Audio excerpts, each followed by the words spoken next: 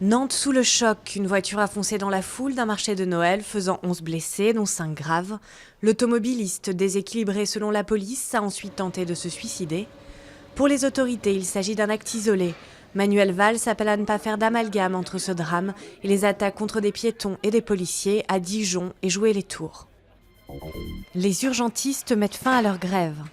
L'Association des médecins urgentistes de France salue un accord historique avec le gouvernement sur le temps de travail. Les généralistes, eux, ferment leur cabinet jusqu'au 31 décembre.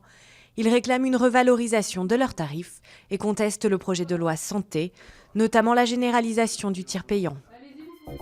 L'Australie rend une nouvelle fois hommage aux 2 victimes de la prise d'otage du café Lindt à Sydney. Une semaine après le drame, les obsèques du gérant du café, Tory Johnson, ont été célébrées dans l'intimité, à quelques pas seulement du lieu de la fusillade.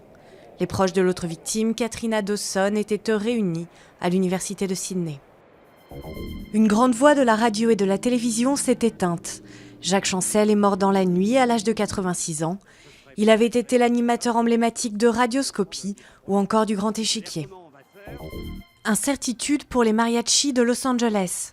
Les musiciens mexicains se réunissent à Mariachi Plaza pour chercher du travail depuis les années 50. Mais un projet de centre commercial pourrait mettre un terme à cette tradition. Une perspective inquiétante alors que jusqu'à 5000 familles de la ville dépendent financièrement de l'activité des mariachis.